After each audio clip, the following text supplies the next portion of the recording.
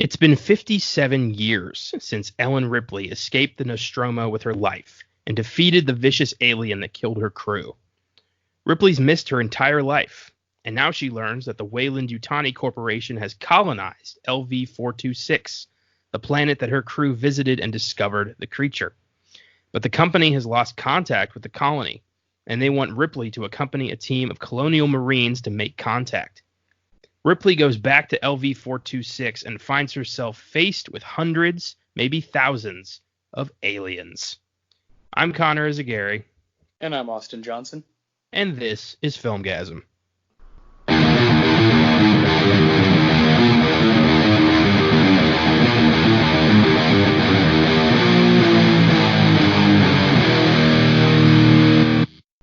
Happy Wednesday and welcome to the Filmgazm podcast.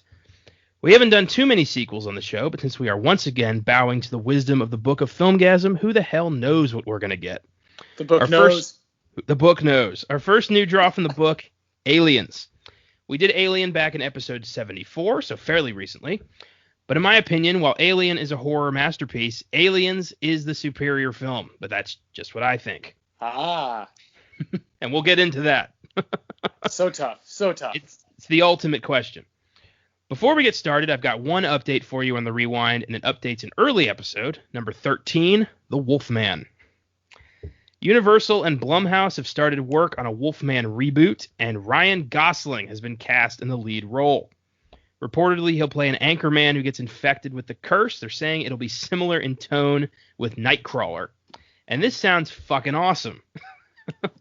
I didn't know I needed Gosling as the Wolfman, but here we are. Yeah, neither did I, but this feels like it's pulled out of my brain or something. I mean, when you sent me that text that you were like, dude, Ryan Gosling's gonna be Wolfman, I didn't believe you. I was like, no, there's no way. But if something is gonna be done like that with Wolfman, yeah, I'm really glad that he's attached. So cool. Can't wait. Oh yeah. Blumhouse has already proven that the Universal monsters are in the right hands with the Invisible Man, and the way they did that was so smart. I'm excited to see what they do with the rest of these properties. And this comes up a lot on this show, actually. We've talked about this quite often because there's like little bits of news every few weeks about what they're developing, and Gosling is the latest one. And yeah, I couldn't be more psyched. They're gonna do a great job. For sure. All right, moment of truth. Alien or Aliens? This is so difficult. You know, I actually have been thinking about this all day, and I've been asking people if they've seen both. You know, I asked some people at work. I even texted a couple buddies. I was like, hey, we're doing Aliens on the podcast tonight, and I just want to know, what's the moment of truth? You know, this really separates the men from the boys. Which one do you like better? And for me, I side with Alien. Wow. Okay. All right. But by ever so slightly, and I think I feel the same way about Bob Dylan's version of Maggie's Farm, the original, and then Rage Against the Machines is probably cooler and better, and it's like 3 minutes longer. But I just tend to side with the original or the first piece, and that might be my fault. That might be biased, but Aliens is so damn good, man. It really is a toss-up. It's like Toy Story 1, 2, and 3. You know, like, well, take your pick, man. They're all awesome. It's rare, especially for horror franchises, to have back-to-back incredible installments like this that are just so hard to pick favorites. I mean, we don't even fucking talk about 3 and Resurrection. I mean, fuck that. But these two movies are on a completely different level. They stand apart. And it really depends on the day. That's the thing. Like, Aliens is such a great action thriller, but Alien is such a great atmospheric horror film. It's really tough. Yeah. But Aliens for me is more fun to watch, and that's why I got to go Aliens. I love that. I love how honest you are with yourself, because I think I feel the same way. That it probably is a more fun watch. That like that 2-hour window is like just like, you know, epic, and the finale is so worth it, you know, and. I don't know, man. I guess, yeah, that the atmosphere of that first one is what I'll always kind of turn back to. But it's not like Aliens doesn't have the same kind of pull, same kind of atmosphere, you know, that it has that and the action. So I totally understand anybody who those two movies are just they're perfect. It's a fantastic 1-2. They're so perfect that it peaked. Like, there's no way 3 and 4 ever could have even come close. I mean, they ended up sucking, but even if they'd been good, they still wouldn't have been anything compared to these films. Yeah. It's a damn shame. Because there's so much potential in this franchise, but it gets squandered every single time after Aliens. Yeah, and you would like for it to, I guess over time, like this movie, its budget is, 20 million or so. Roughly, yeah. And it's just mind blowing what they're able to do with that. And as time moves, it's like when they spend more money and they lose that kind of edge. I don't know. It kind of just, it's just not as satisfying. Well, also, Alien 3 kind of dials it back too much. Like with Aliens, you have this, this hive, hundreds of these things fighting these space soldiers. It's fucking awesome. And then Alien 3, at the beginning, it kills off 3 of the best characters from Aliens unceremoniously off screen, leaves Ripley stuck on a prison planet full of shaved dudes. Like, what? Who would have thought that would be a good idea? Yeah. And it really sucks because that's like, Fincher has always said like that is not my movie sort of thing, and it just sucks, because it's something that just gets lost and forgotten, and rightly so, because it is not good. My uncle, he swears by the Alien 3, I think it's called the production cut or something like that. It's not the director's cut because Fincher will have none of that. But I tried to watch that one and it's just as bad. There's nothing. What they added is not that substantial. The ending's a bit better, but it's still just Ripley walking around a prison planet with one little alien running around. Yeah. It's boring. No thanks. And then Alien Resurrection is like a fucking parody. Oh boy, it's insane. We'll do those 2 movies eventually on the show. And it'll be like our Exorcist 2 episode, just us ripping those films apart. Yeah, just these stupid things they are so easy to forget because they suck. And then you got Prometheus and Covenant, which are just weird. Like, not for me. I don't get it. Ridley Scott had I guess he had one in him for Alien. It's a lot. Yeah, again, timing. It's a lot of people look at, we talked about an Alien, of course, and it's one of the things everybody talks about when you talk about Alien is it's so ahead of its time from being in 1979. And part of that has to do just when it came out and it being a level ahead of stuff. And then it's like they weren't showing anything new anymore once they got to the third, fourth, and Prometheus. It's like none of this is new anymore. It's just dissatisfying. Well, and Alien had the mystique of what the hell is this thing? Where did it come from? These people just end up on this planet where they find a crashed spaceship, a giant alien, and thousands of eggs. It's all about, it's got that mystique of like, the monster, the space alien from hell. Whereas Covenant and Prometheus gave us an answer that is kind of unsatisfying because we have one at all. We don't need to know where this thing came from. It's scarier if we don't know what it is. Exactly. Less is more. Less is more. With horror especially, less is always more. And especially with monsters. Yeah. Sometimes, it's good to not know everything. Sometimes you got to stay in the shadows a bit or else your movie's not that scary anymore. Well, that's because, exactly. That human element, that's what these first 2 have so much of, is that human element of like, oh shit. Another thing, like that's something we love in The Thing, Yeah. It's like that part of it, that part of horror where it's like we don't know what's going on.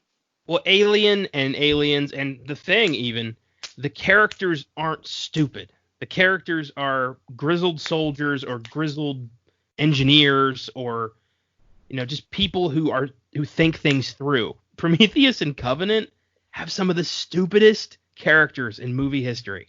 Yeah. These people are supposed to be scientists and they're just walking around an alien planet with no protection. They're like poking alien snakes. Like, Jesus Christ. it's just, those movies don't hold a candle to these two, and no other movie will. They'll never be able to replicate this. Alien and Aliens is the perfect 1-2 combo. And in a way, it's kind of sad. It's awesome we have it, but it's sad that we're never going to get anything like it. Yeah, I agree. Yeah, it'll always be, like, you tried. Yes. You tried. But I'm Yes, not.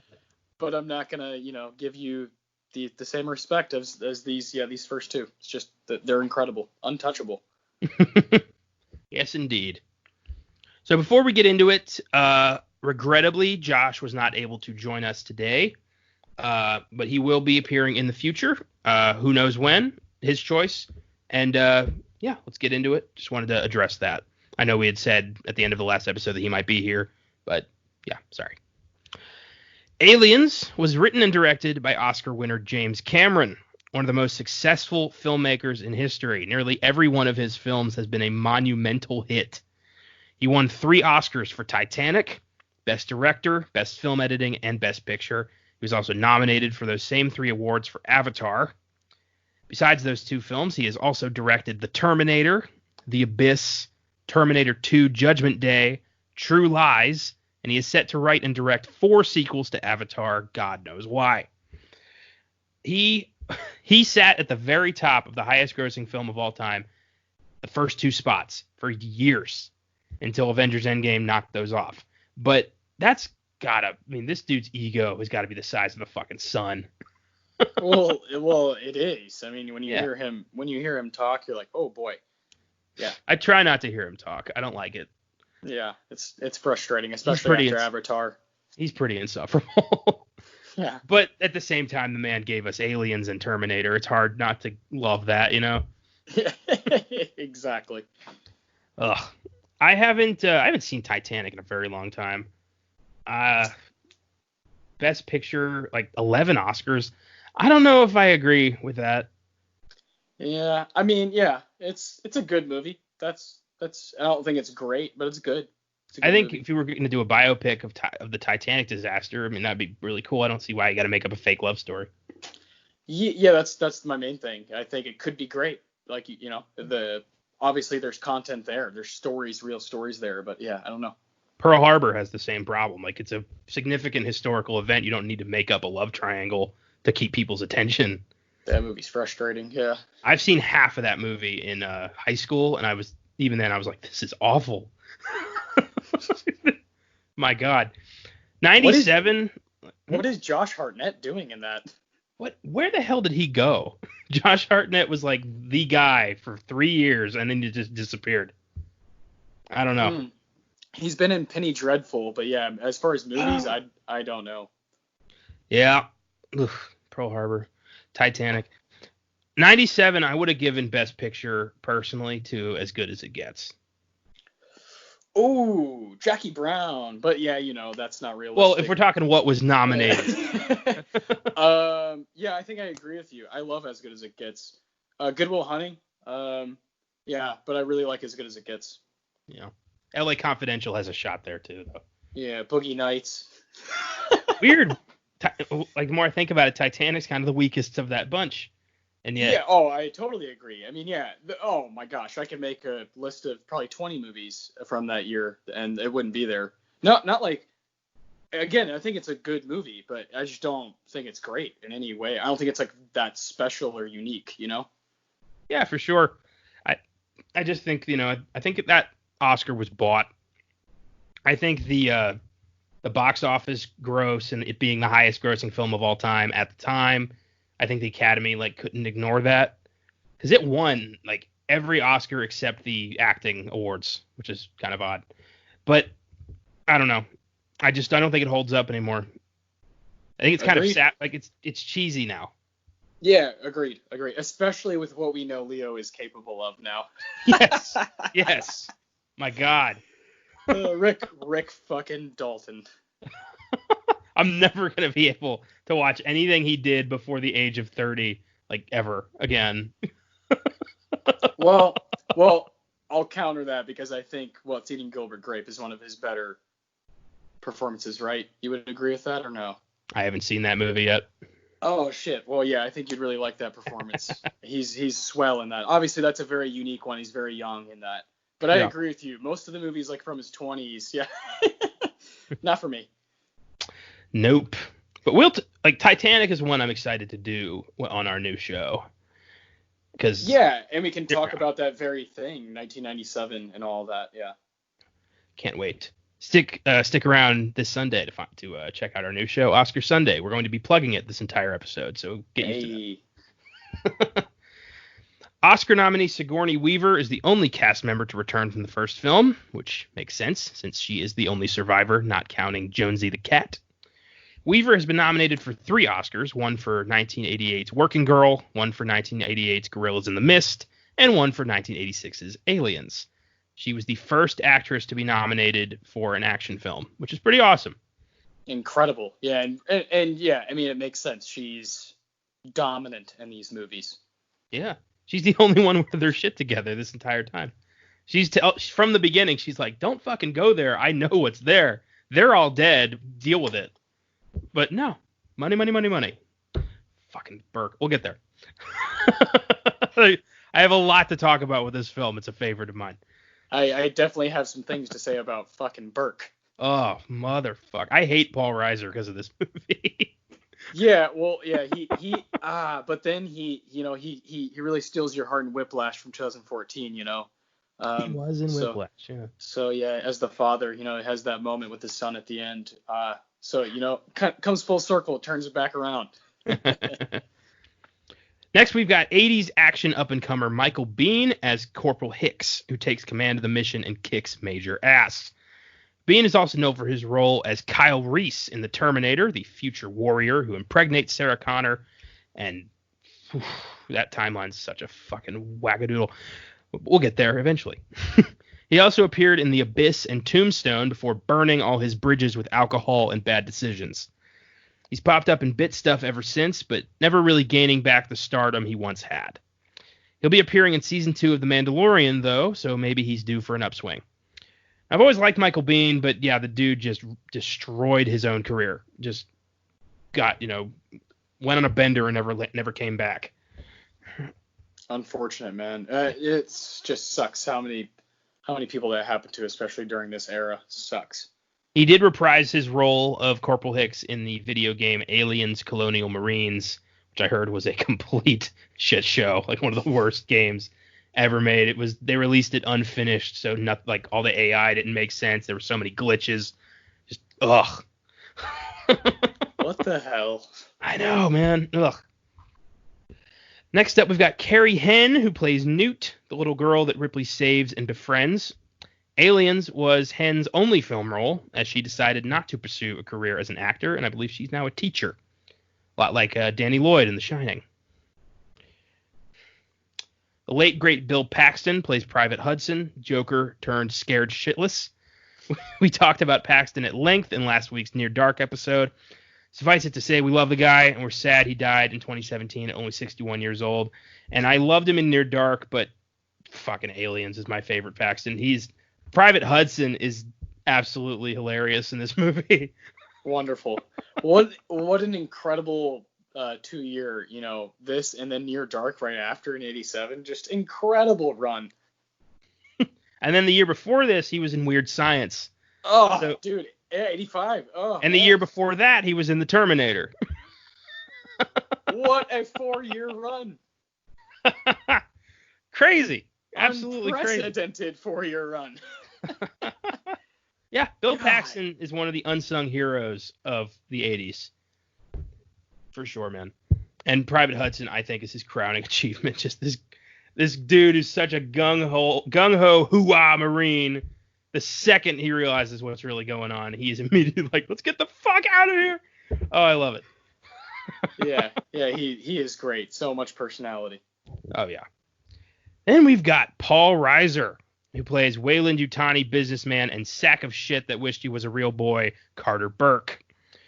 Reiser plays the real bad guy of Aliens, and he is such a slimeball. This piece of shit is manipulating everything the entire time because he wants one of those aliens to gift wrap and bring back to Earth. Because the company wants to use this thing to make weapons.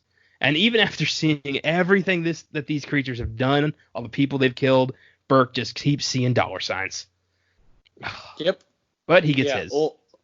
Ultimate villain. As he's just, controlling. He's the puppeteer of this movie, controlling everything. Yeah, he like represents just everything that's evil in movies. Yeah.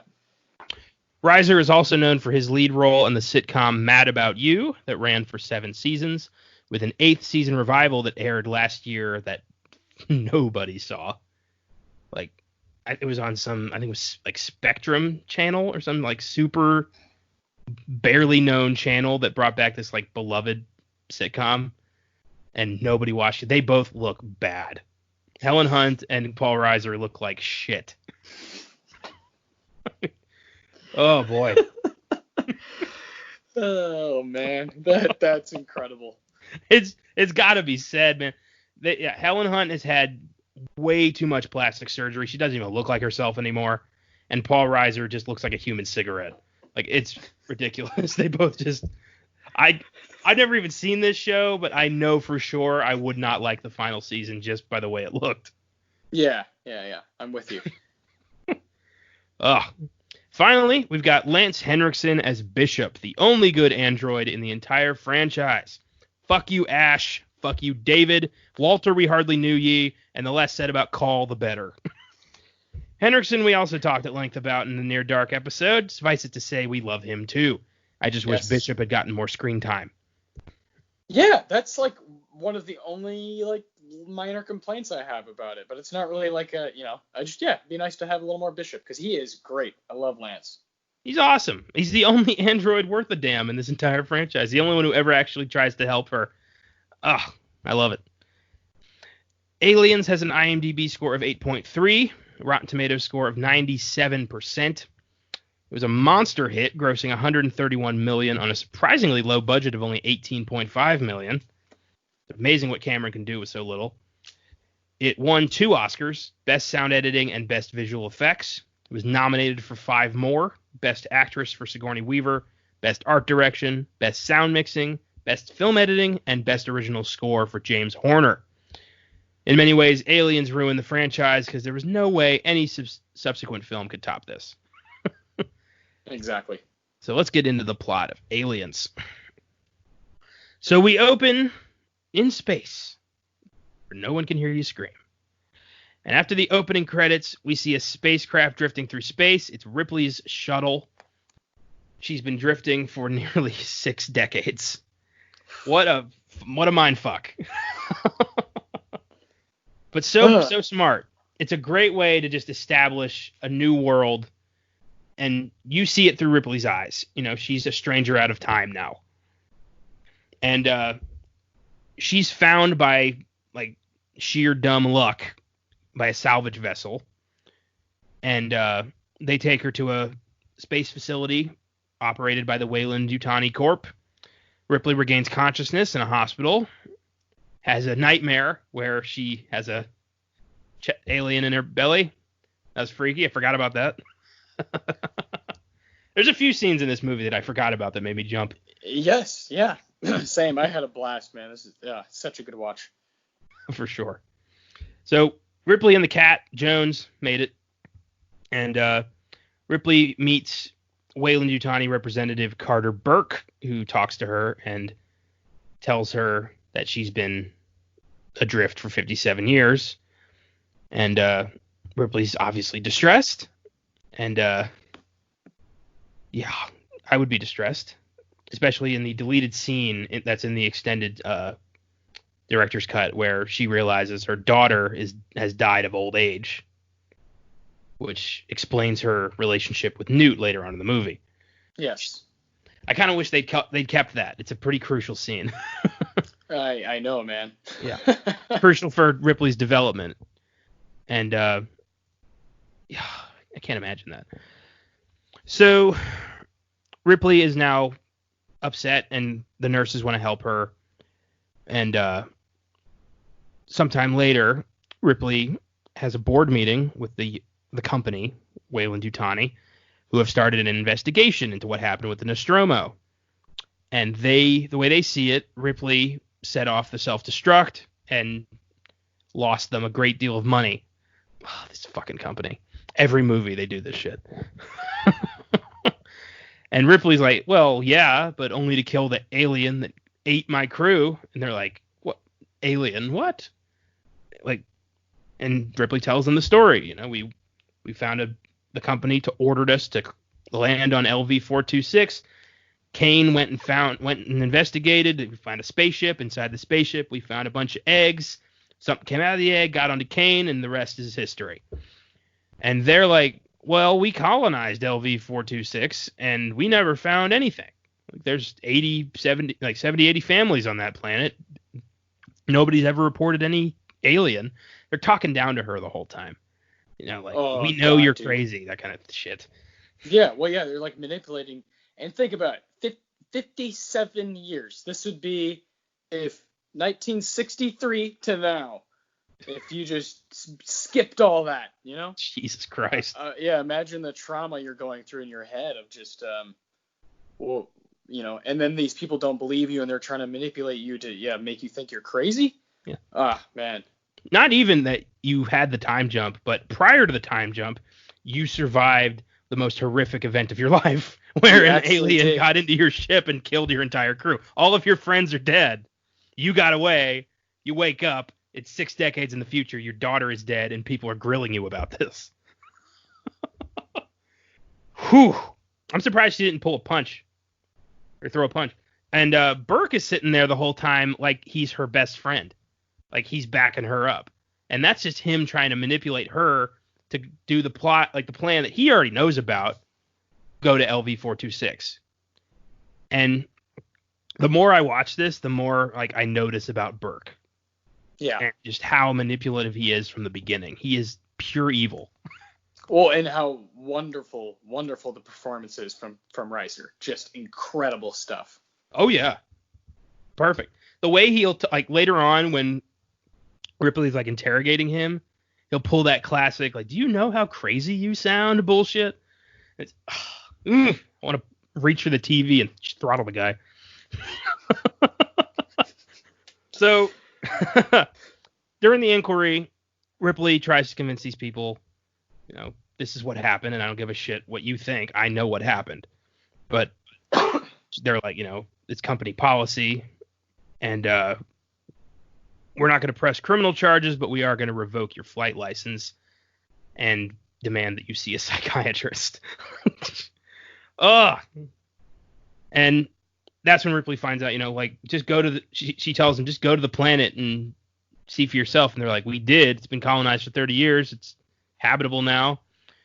Soon after that, Ripley is in her apartment on this planetoid area, like this satellite. We never actually see Earth in this franchise. It's weird. Yeah. Throughout all 6 films, we never see Earth. Awesome. Except maybe briefly in Prometheus. It's been a few years. So Ripley's in her apartment with Jonesy.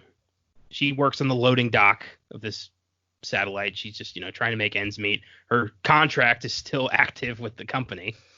I guess it's one of those, lifetime contracts like Scientology. And God. You don't leave the company. The company leaves you. Oh. And they decide, Bert goes to talk to her and says, hey, so something happened on LV-426. So my bad. This one's on me. We can't contact the colony. We don't know why. Hopefully just some electrical interference, but we'd like you to come with us and take a look. And Ripley's like, fuck you. Are you kidding me? Like, did you not hear what I just said about the alien? And you want me to go to the planet where there's thousands of these things now because they ate your fucking colony? No. Kindly get the fuck out. And he's like, just think about it. She's like, oh, I have, Burke. Fuck off. It's a great scene. But yeah. Ripley's, she's thinking about it, and she kind of thinks, what? Don't I have an obligation to do this? And it's interesting because they kind of bribe her. They say, like, we'll reinstate your flight status. We'll make you a warrant officer again. And she has nightmares, and she realizes, if I don't face this thing, I'm never going to be okay again. I need to go back. I need to end this. So well, she has no life, essentially. I'm not trying to be harsh towards like her as a person, but what's happened to her being for 57 years, and then like you said, the last thing that happened was you faced this thing. You have to do this. You have to. In your own mind, there's no way you can like run from this or live a normal life. So she's stuck. Well, the company has kind of taken away any chance she has of a normal life. They took away her status as a warrant officer. Exactly. She can't get work in space, which I'm assuming is the only work in this universe. So she's kind of fucked here. Like, she either does this job or she just works the loading dock until she keels over. And, is constantly haunted by nightmares of the alien. So she calls Burke and says, I'll do it, but we're just killing these things, right? We're not capturing them. We're not studying them. Burke crosses his fingers behind his back and goes, no, of course not. Jones stays in the ship because he's had enough. Jonesy ain't going back into the hive. So we go to the Sulaco, a massive warship traveling through deep space. Inside are colonial marines led by Gorman, an unseasoned lieutenant who doesn't know what the fuck he's doing. And that guy really gets on my nerves. 100%. Yeah. You want to just, like you said about Ricer, you want to go through the screen and punch him? Yeah, this same thing. Oh, yeah. Ripley and Burke went with her to ensure the merchandise arrives or travels safely. We'll find out. After awakening from hypersleep, we meet seasoned veteran Sergeant Apone, who takes command of his soldiers. And most of these Marines, they're a unit that's seen some shit. They've been around a while. And they don't think this is real. They think the alien is bullshit. They think this is this is shit detail. And we meet Vasquez, played by Jeanette Goldstein. We saw her last week in Near Dark. And she's fucking badass. Talk about Jeanette Goldstein being a chameleon between Near Dark, Aliens, and Terminator 2. I can't believe it's the same actress. I know. Yeah, she is scary at times. Yeah, for sure. She is there to kill. And she doesn't even... they don't even know there's a threat, but she is prepped. We meet Hicks, who's pretty by the book, Hudson, who is just fucking around the whole time, and Bishop, the robot. We meet him when he impresses the crew by playing Five Finger Fillet with Hudson's hand. Oh, I love that bit. Fantastic. I love the line when Vasquez is like doing pull-ups and, hey Vasquez, you ever get mistaken for a man? Do you? So good. Apparently we we need all that stuff. Yeah. We need all that camaraderie and that the character development. It's good stuff. For sure. I read in the trivia that they didn't tell Bill Paxton that they were going to do that with the hand. Like, I guess they kind of just made it up on the fly. So he really is going like, like freaking out. And That's awesome. They filmed it slowly, but then, speeded up the film. But on the last hit, Hendrickson skinned a little bit off of Paxton's pinky. So it was close. That's fantastic. Oh, yeah. And they filmed these scenes last because now they have all the camaraderie they built from filming. So it's organic chemistry that's been built over time. Okay. Very smart. Well done. For sure. Ripley fucking hates Bishop. She is a full-on racist when it comes to robots. But she's got good reason. The last robot she met tried to kill her with a magazine. Yes. Yeah, no, she definitely has a reason to be on her guard around androids. Yep. But in the past 57 years, they made some significant upgrades to the machines. They can't harm humans. They have That- behavioral inhibitors. That's one of my favorite parts is when Bishop's like, "Oh, that must have been the old model." Ah, yes, they made many changes. I would never. That So must good. be terrifying for you. Yeah. Oh, my behavioral tendencies are much better. He's like a kid. Yeah. God, Lance Henriksen's great. Yeah. He's like, you want some cornbread? And Ripley's like, fuck you. Just immediately like, stay the hell away from me. Guess you don't like cornbread neither. Oh, boy. So as the Sulaco approaches LV-426, Ripley tells the Marines what they're dealing with. Gorman dubs the alien a xenomorph. First time we hear that word in this franchise. It's officially what they're called. And they're all still like, are they serious? It's a bug hunt? What the fuck is this? And Ripley starts, kind of impressing the soldiers a little bit, especially Hicks, who thinks Ripley's, strong, likes her way with people, and eventually he teaches her how to use the gun. Thank Christ. Otherwise, yeah, it would have been fucked. We see the power loader, see how Ripley uses that. He teaches her how to use that, and she's really good at lifting things because that's what she does back on the satellite. She lifts shit. They take the drop ship to the planet, and Gorman is a little uncomfortable because this is his first mission. He's in charge of everything, but he's never actually been in the heat of battle, and that fucks him a little bit later. The dropship flies over the colony, which is a giant man-made structure. They later find out has a nuclear core. Great idea. And Burke explains that they used a terraformer to make the planet suitable for human life. Weyland-Yutani manufactures them. This place is worth like a cool bill. And that's all he ever fucking talks about is how much the company, it's weird to brag about other people's success. That's all I'll say. Yes. I've always found that strange in movies and real life when people brag about how much the company they work for has made. Like, you don't make shit. Why do you care? Oh my god. Well, the guys up top, you should see what they're doing, man. I should see the kind of stuff we're doing at the company I work for. Yeah. I hope to be on top one day. All I got to do is get all you killed and bring one of these aliens back. Whoa, did I say that out loud? Burke? Burke? Oh, fuck Burke. Oh boy. So they go into they land on the ground. They take an APC, armored personal carrier, to into the kind of living quarters area.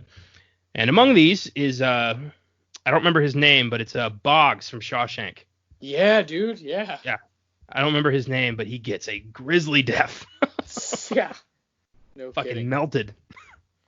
Oof. So this scene is fucking brilliant. They're just walking through, and they have these motion scanners that beep steadily, until there's something, and then it's like a beep, beep, beep, and it gets louder and faster when something's coming closer. And those goddamn things are so scary. Yes. Mostly because of the video games that came later, because they use that same technology in the games, the smart gun and the tracker.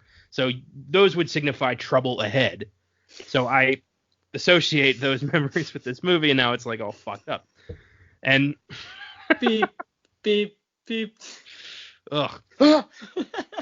They sweep the building, and they find no people, first of all, and a lot of acid burns on the ground, and just a hive of slime.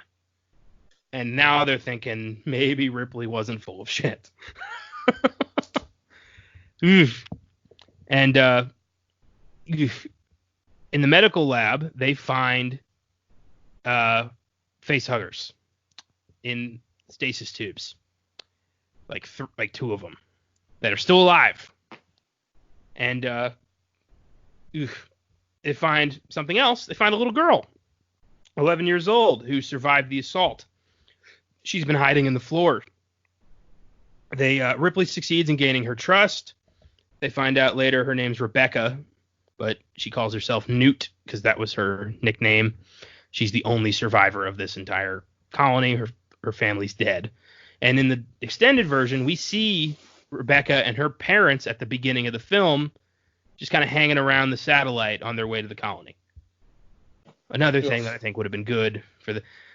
I'll never understand director's cuts. Like, shouldn't the final cut of the movie be the final cut of the movie in every situation? Whatever. I know. Yeah, we've talked about this before. I don't like all the cuts. I don't either, especially when you miss crucial information like this. Yeah. Ripley gets through to her because she's a parent, or she was a parent, so she sees this as an opportunity to possibly be a parent again.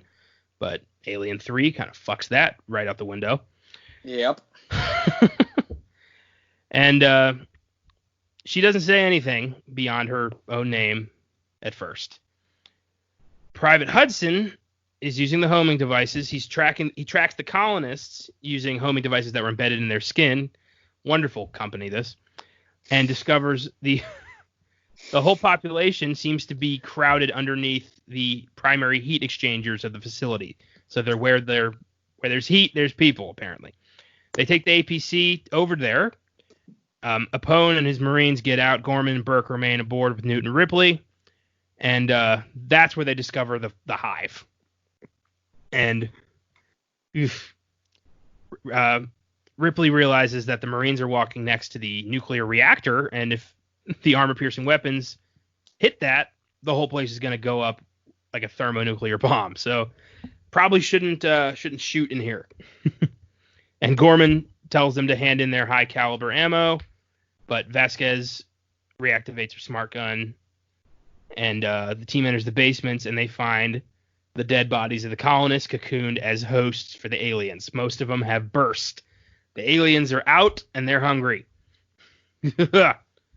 One of the colonists is still alive, and she starts to convulse, and the thing comes out of her. The alien bursts out of her, and they get it with a flamethrower immediately. But this awakens the aliens. And I had completely forgotten about that part where Vasquez is backing up, and the thing is in the wall, and it just lifts its head up.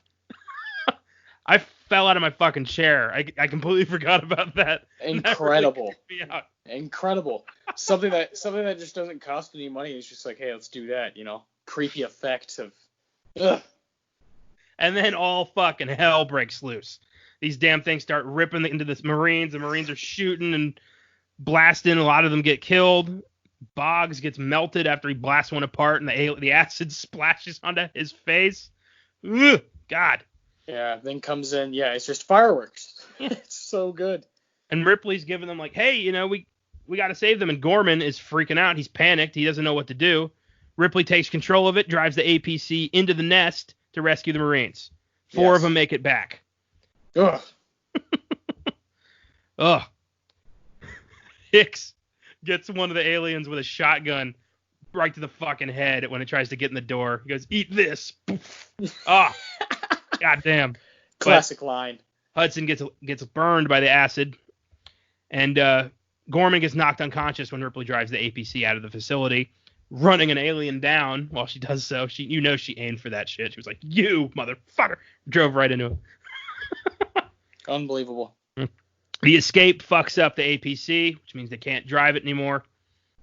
And on the planet's surface, the survivors discover that some of their missing colleagues are still displaying life signs, but Ripley says, nope.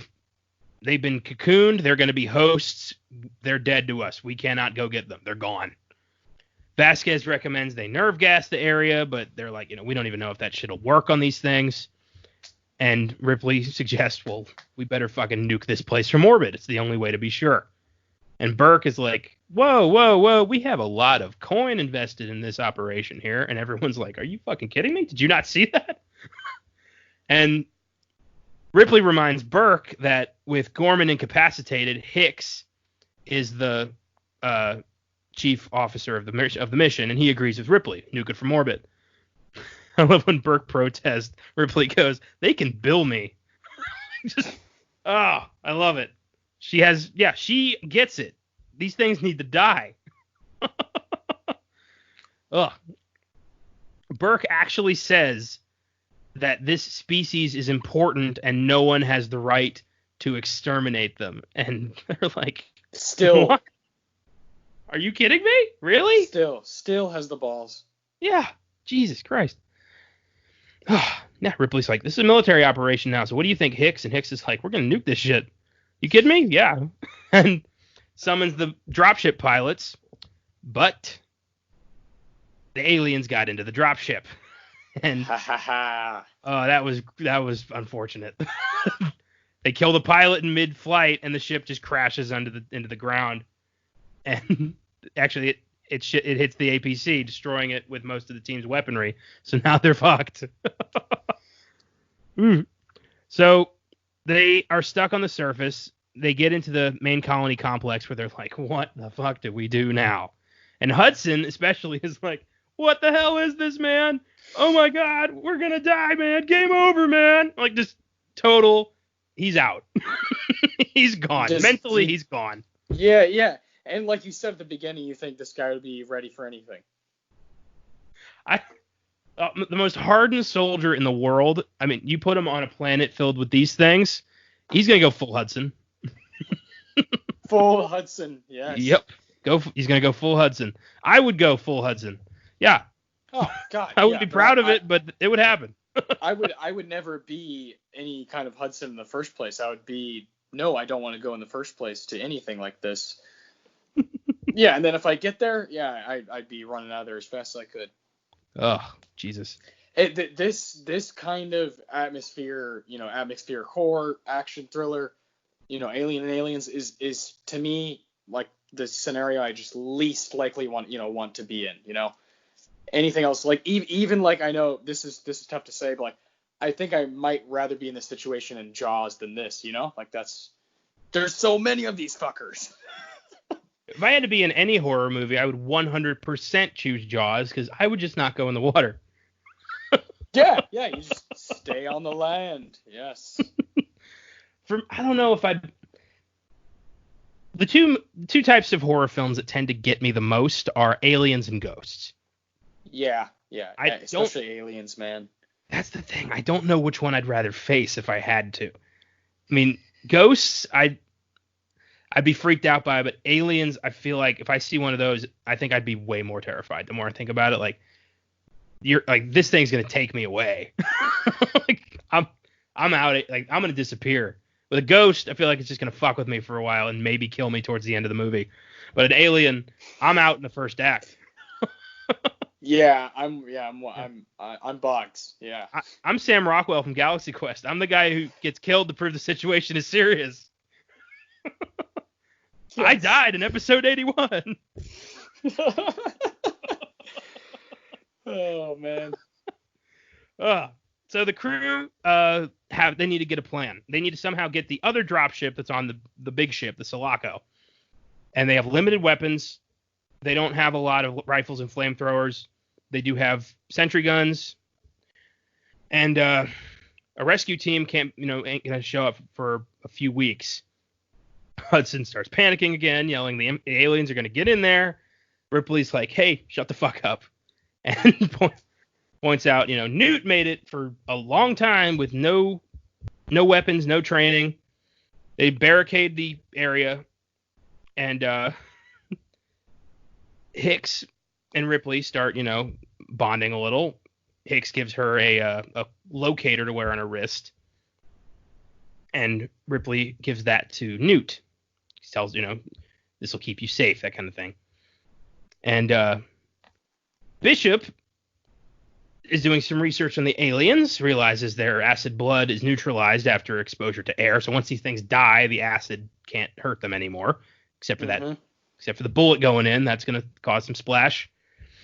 And they're discussing the face huggers. They know that the humans are used as hosts. The face huggers come from the eggs, but where do the eggs come from? And that's a question we'll find the answer to at the end of the movie. And holy shit. And they start thinking, it's a lot like an insect colony, so there's probably a queen. Ooh, is there a queen? Whew. And Ripley Shelob. tells. Shelob's lair. Oh, fuck yeah, man. Definitely inspired by Tolkien a little bit. And Ripley tells Bishop, destroy the face huggers, the ones that are alive. But Bishop says, Burke ordered me to keep them alive. And Ripley's like, what? She goes to confront Burke about it, and he says, I want to take the specimens back to Earth. The weapons industry will pay through the nose for these things. And he tries to get her help in smuggling them past quarantine. And Ripley's like, no, they're going to fucking know because I'm going to tell them. Like, are you serious here? It's like he only hears his own voice. I hate this. I hate this guy so much. He's worse than the aliens. Yeah, he is. At least the aliens, it's not evil. It's just their nature. This motherfucker knows exactly what he's doing. He just chooses to do the wrong thing repeatedly. To other humans. Yeah. So ridiculous. And man. So she checks the colony log and learns that Burke is responsible for sending the colonists to the ship that was crashed with all the eggs. He learned about its existence from Ripley during the trial, and he went out of his way to get all these people infected so that he could make, prove that these things existed and make a mint off of them. So he's responsible for all of this. Oh. And Ripley blames Burke for not warning the colonists about what was going on, and Burke says all he wanted was the colonists to accidentally find it so that the company could lay claim on the ship. Again, it's about the company. He's like, I made a bad call, my bad. Like, and Ripley's like, you son of a bitch, I'm going to expose you when we get back to Earth. Which, admittedly, probably not the smartest thing to say to the guy with no scruples. Yeah, exactly. Mm-hmm. So as Ripley's exiting the room, the alarm sounds. The aliens have arrived, and the sentry guns kill a lot of them, but they run out of ammo, and the aliens have greater numbers. They've infected every colonist here, so they're well over 100 of these things. Oh, that just gives me the heebie-jeebies. Bishop calls in, says they've got a bigger problem. The nuclear reactor has started emergency venting. So they've had some damage to the structure, and the cooling units have failed, and it's going to blow up in 4 hours. They have 4 hours to get off this planet before the whole thing explodes. And they can't... the only option is to go to the uplink tower, manually remote pilot the second dropship to get to the surface. Hudson is immediately like, fuck that, I'm not going anywhere. And Bishop immediately, without hesitation, says, I'll go. Because he's the robot. He's the only one qualified to pilot the ship. So he's like, yeah, I have to protect humanity, and you are humanity, so I will go. I love Bishop. Yeah, he's my favorite character. Ugh. When they dig, like when they what's the term? When they cut a hole into the pipe to get. He's fixing a divot. He's fixing a divot. Beautiful. Thank you. I hate that scene because I'm a bit claustrophobic. So seeing Bishop go into that tiny pipe and just kind of like crawl his way through with these things all over the place. Yeah. Oof, fuck that. Yeah. No, thank you. Oof. Hicks gives Ripley a crash course on how to use the pulse rifle, including the grenade. Says like, you don't want to mess with that, and she's like, fuck that. Show me everything. I love that Ripley is no nonsense this whole movie. She's like, I know exactly what's going on. I want to be prepared. I love that. On our way back to go see Newt, Ripley passes by Gorman, who has regained consciousness, and he's a little embarrassed by his panic attack earlier. And she finds Newt curled up asleep, hiding under the bed. And Ripley joins her for a nap with the pulse rifle on the bed, just in case. Bishop has reached the uplink tower by crawling through the conduit and is starting to prepare the other dropship for departure. Ripley wakes up to 2 empty stasis tubes on the floor. Somebody let the face huggers out. Ugh. One of the most intense scenes in the fucking movie. And Ripley immediately is like, all right, all hands on deck. So she tries to get out. Burke sees her on the surveillance camera, doesn't alert anybody because this is his doing. If Ripley and Newt get infected, he can pass the goods through customs. And Ripley and Newt start, looking out for face huggers. They hear the scurrying, they hear things getting knocked over, and one of them leaps out and grabs Ripley, but gets around her neck, but doesn't get on the face. And so she's like trying to. It's so intense because you just imagine how strong these things are. Yes, yeah, and they have no other desire or distraction other than Yeah, these aliens are, single-minded creatures. It's, breed and feed. That is it. Yeah. And that's frightening. One of them comes up behind Newt and almost gets her, but Newt crushes the thing against the wall with a cart. Awesome. And Ripley uses a lighter to trigger the fire alarm, which draws out the soldiers, but also draws out the face huggers. And the soldiers arrive just in time to destroy the face huggers, and Ripley's immediately like, Burke did this shit. She goes to talk, she confronts Burke in front of everybody and says, he wanted to impregnate us with the face huggers so he could get this shit through customs. And Burke's like, what? Me? Never. What? No. Fucking asshole. And he was going to kill the rest of the soldiers by sabotaging the cryo tubes so there wouldn't be any witnesses. He would go back to Earth the only survivor. And Burke's like, no, that's not true. But everyone's like, let's fucking kill this guy. Hudson especially is like, let's shoot his ass right now. As they debate on what they're going to do, the power is cut. And Hicks has Vasquez and Hudson walk the perimeter. They use motion trackers and realize there's movement all over the place, but they don't see anything. And that's when they realize they're in the ceiling. Oh, God. Hicks opens a ceiling panel and looks up, and there are just dozens of these things walking, like crawling towards them. They open fire. They start breaking through the ceiling. And as the Marines are taking on the creatures, Burke slips away and escapes, sealing the med lab door. Hudson gets grabbed by the aliens. He gets grabbed through the floor. We lose Hudson.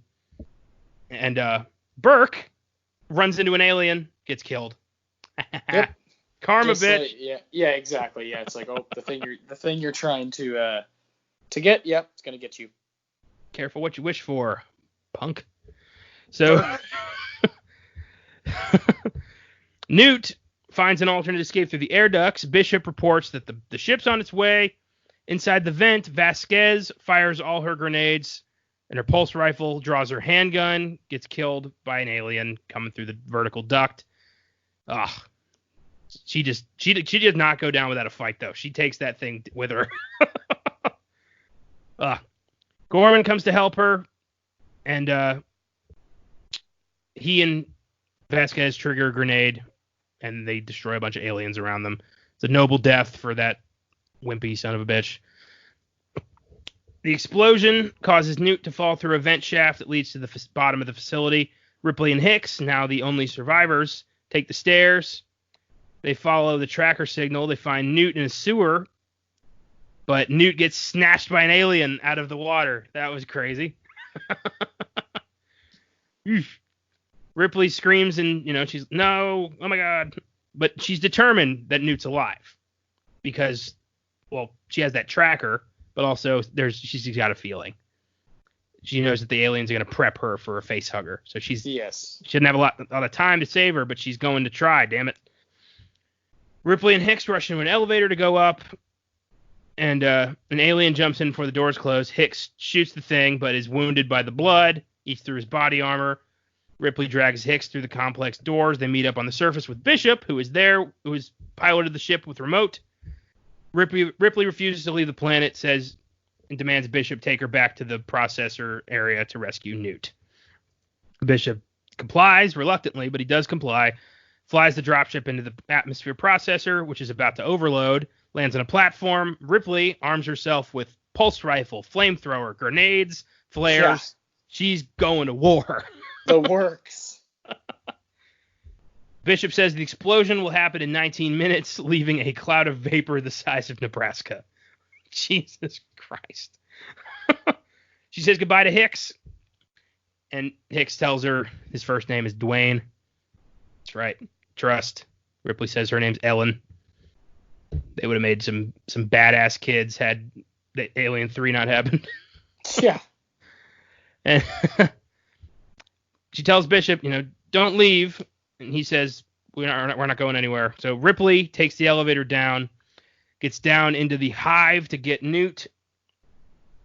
She finds Newt cocooned with a face hugger about to hatch from an egg. She guns down the creature, but now the aliens know she's there. She gets Newt out of the wall, and she ends up in a chamber full of eggs, and that's where we meet the Queen. What an incredible design. The Queen. Stan Winston is maybe the undisputed king of creatures. Like that dude, what he's done in his career, unbelievable. And I think the Queen Alien is his masterpiece, and that's including Jurassic Park. Yeah, I know. I know, man. That there's a lot of beautiful stuff that guy has contributed. I think I agree with you though. This is one of the most impressive pieces of cinema. For sure. It's interesting that they didn't approach Eyzaguirre about returning to do some designs. They kind of just worked with what was in the first movie and put their own input into it. And it's weird because the Queen, despite not being created by him, still feels like an organic offshoot of these creatures. Like it works. Hell yeah. And the Queen is smart because they have Ripley and Newt surrounded, but Ripley torches some eggs, and the Queen tells the other aliens, back off. Don't touch her. And they don't. The aliens don't touch Ripley. It's a confrontation. It's a stalemate. I love it. And as she's backing out, she nukes the eggs anyway. She lights those motherfuckers up, and the Queen's like, fuck you, and rips off her sack and starts chasing them.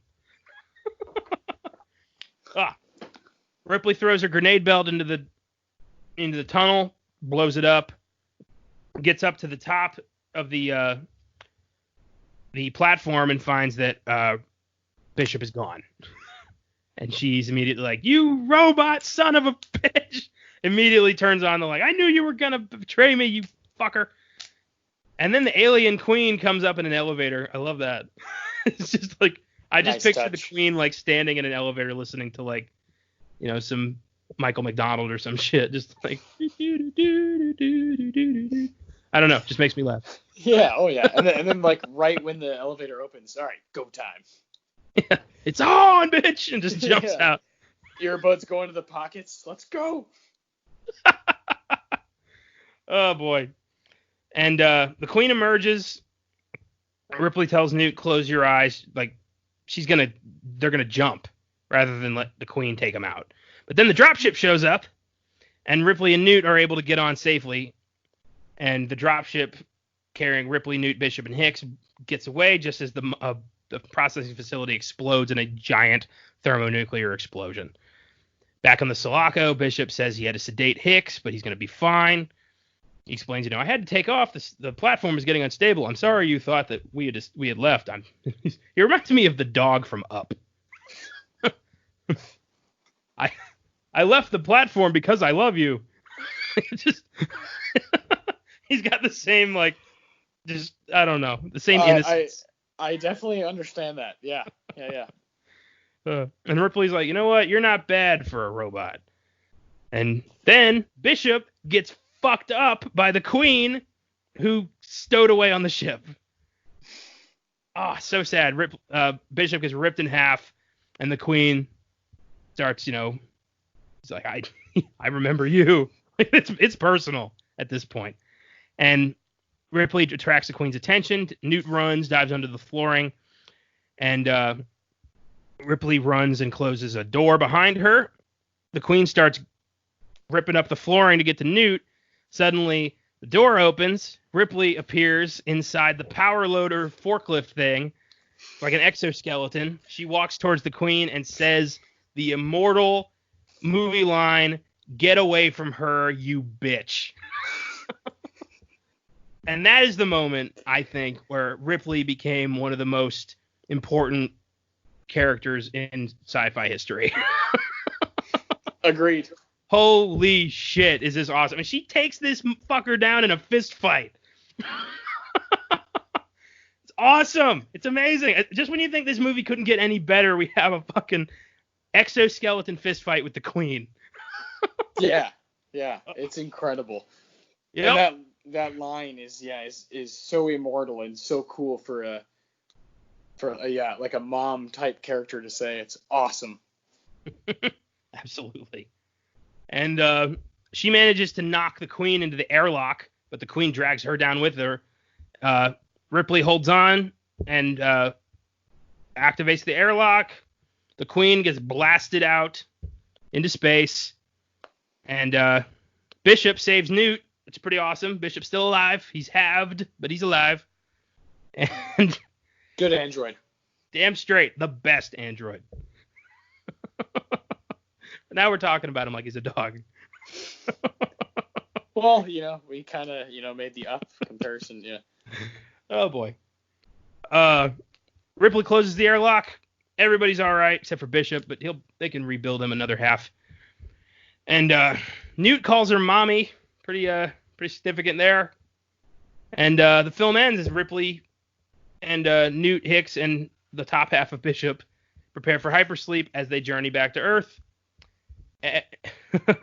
Apparently, after the end credits, you can hear the sound of howling wind and a scurrying face hugger, which is pretty cool. I didn't know that. Ugh. So that's Aliens. Fucking amazing film. Let's do truly. some film. Yeah. Oh, yeah. Let's do some Filmgazm facts. Number 1. Lance Henriksen had privately pledged to quit acting if this part didn't work out for him after years of journeyman roles. It proved to be one of his most successful films and kind of restarted his career. Pretty sweet. Number 2. The alien nest set was kept intact after filming. It was later used as the Axis Chemicals set in 1989's Batman.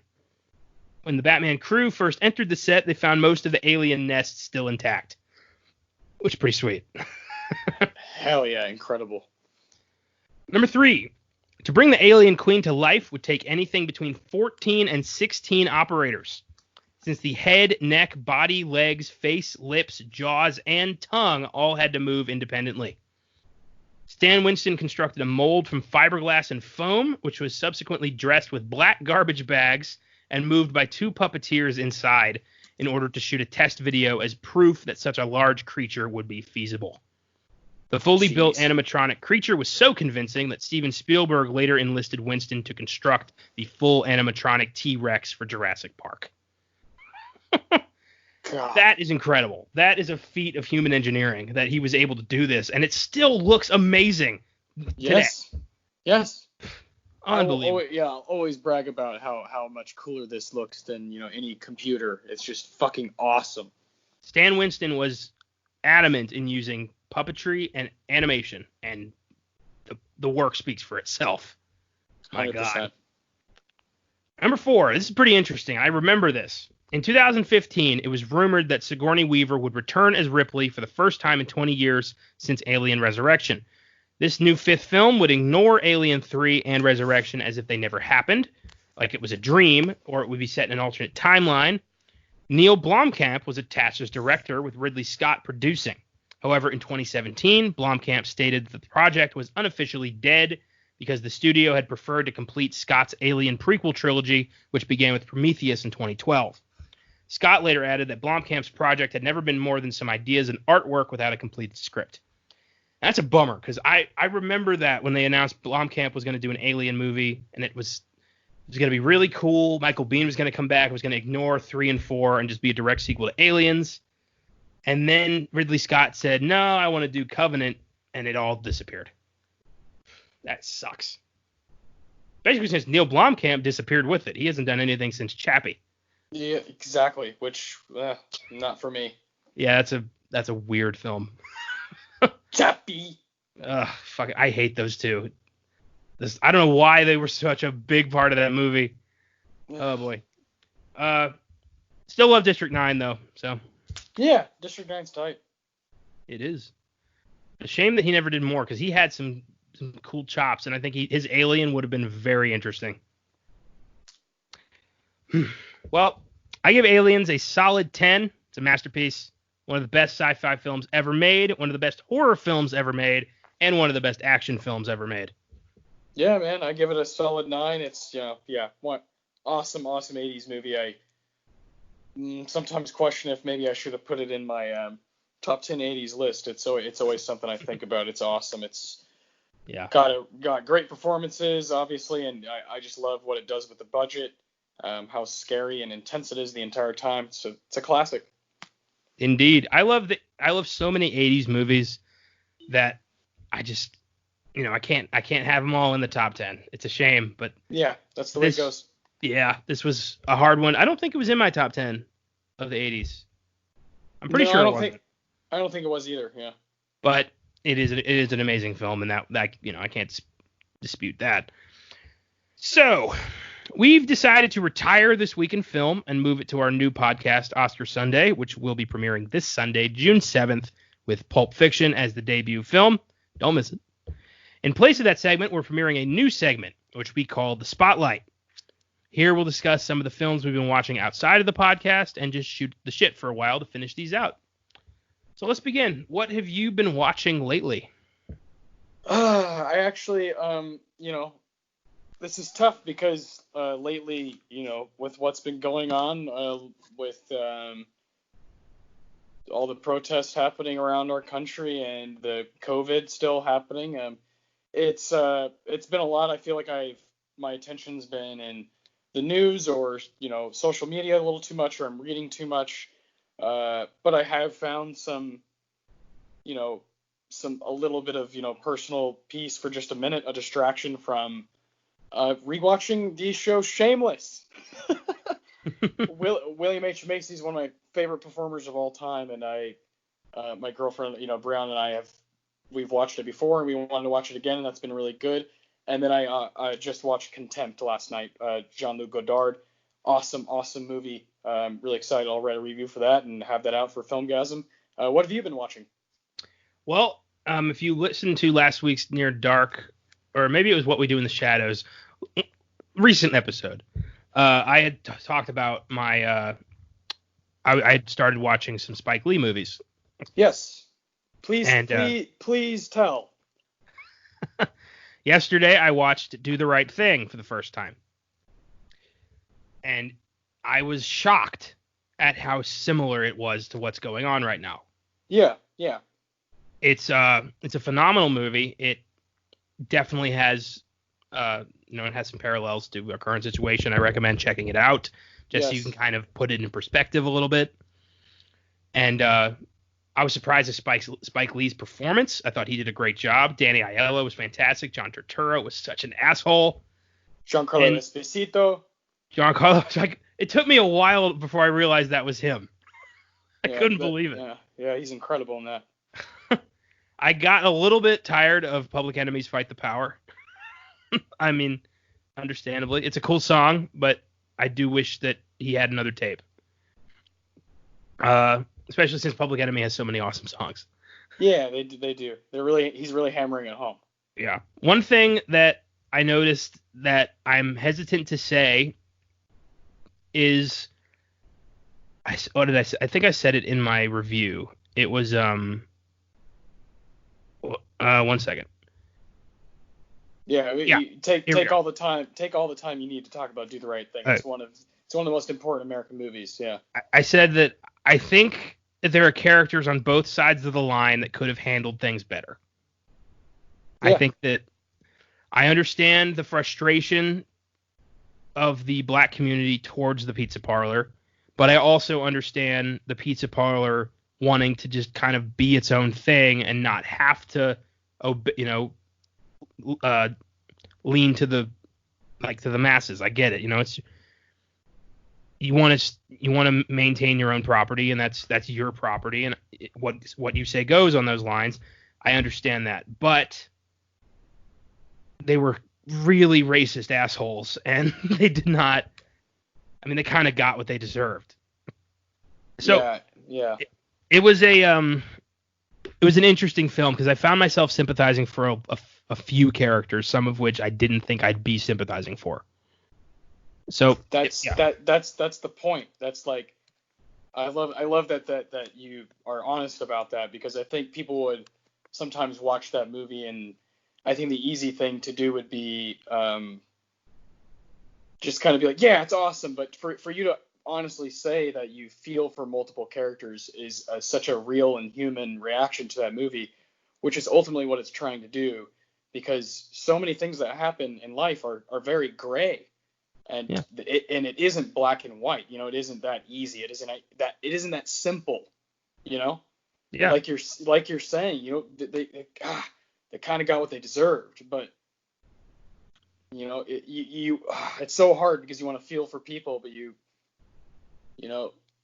when people are pushed, when people are pressed constantly, you're going to expect at some point for them to press back. Well, Danny Aiello is in this movie. He's a racist, but he's not as big a racist as his son. Yeah. I mean, there's some moment, like he says in the movie, these people grew up on my pizza. Like, we're not leaving this neighborhood. But he, at the end of he gets Bill Nunn killed. It's his fault, really. He escalates this shit with the boombox, but at the same time, I don't agree with bugging out's platform of there need to be, black guys on the wall. Like, there doesn't need to be. That's not the issue here. And I don't know. I really, Danny Aiello, I understood his character. I understood him standing his ground as an Italian American and saying, "This is my pizza place. If you don't like it, fuck off." I get that. This is hard to explain. It's very hard. It's very hard. He handled it his way, but it was not the smart way. But I get it. That's all I'm got. That's all I'm saying. That's all I got. You're transparent. Yeah, that's it. That's all a person can ask for, right? Is just some understanding and looking at everything before you make an impulse decision. Yeah. God, man, yeah, it is so insane that a movie 31 years ago now, 1989, just the pure audacity of that movie from Spike Lee, just fucking in your face, is like, people need to see that, and it's crazy that people still need to see that. You know what I mean? Yeah. And how relevant it still is, and the conversations you can have, like we're having right now, of trying to respect people's property, but also respect people's values, and all these things come into play, and it just gets very difficult. But Do the Right Thing is a must see. Yes. Spike wrote it in 2 weeks. Yes, I do. Yeah, Spike. That is undisputedly Spike's masterpiece. It's a beautiful, beautiful piece of art. Yes, indeed. I found it much tighter than the rest of it, like the other movies I've seen of his. Yeah. It was narrow, it was focused, it made sense. It just kind of stayed in this neighborhood. It didn't really have, it wasn't too much. I found like a lot of his films I've watched have been kind of too operatic, but this was very much, he knew exactly what he wanted to say. He had exactly the right focus. It was really good. Yeah, and again, very, very good performances all around, including Spike himself. True, very true.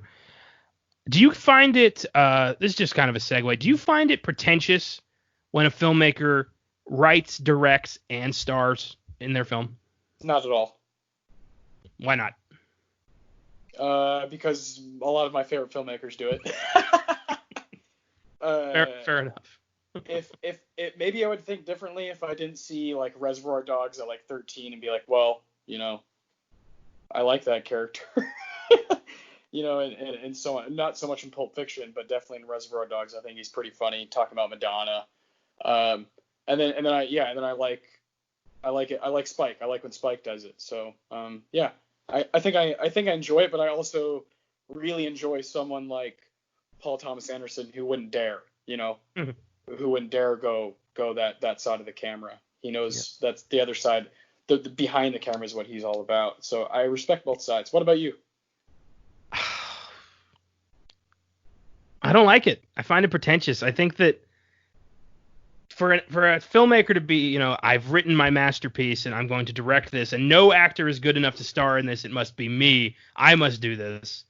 I don't know. It just reeks of ego to me. Like, Clint Eastwood, not so much Tarantino because he hasn't starred. He's done like bit parts, cameo. Yeah. But like Tarantino, not Tarantino, Eastwood, Edward Norton, Chaplin to an extent. It's very much a control freak thing to me. Yeah, for sure. I don't know if I feel that about Do the Right Thing, though. I feel like this was Spike Lee wanting to kind of bear witness to a movie that he knew was going to be important, and not important because of him. That's a great point. Yeah. Whereas like Edward Norton in Motherless Brooklyn is very much like, bow you shits, I'm the king of movies. Yeah. But I don't know. The best actor. Yeah. Right. I wrote this shit. I directed this shit. And look at me on the poster. I'm in charge. This is me. Star is Born. Bradley Cooper. This is mine. I don't know. We'll that's another thing we'll talk about, on our second podcast. And that's all for this week, listeners. Our new show, Oscar Sunday, debuts this Sunday, June 7th. With Pulp Fiction. It'll be a new Oscar-related discussion every Sunday, and if you're a film buff, you don't want to miss it. Next week, Austin and I are going back into the realm of Stephen King with the unsettling Netflix original 1922, starring Thomas Jane and Dylan Schmid, among others. It's always fun to be in King's world, and while I have not yet seen 1922, I have read the novella, and it is a dark one. Until next week, don't trust slimy company men, and stay the hell away from LV-426. See you next Wednesday.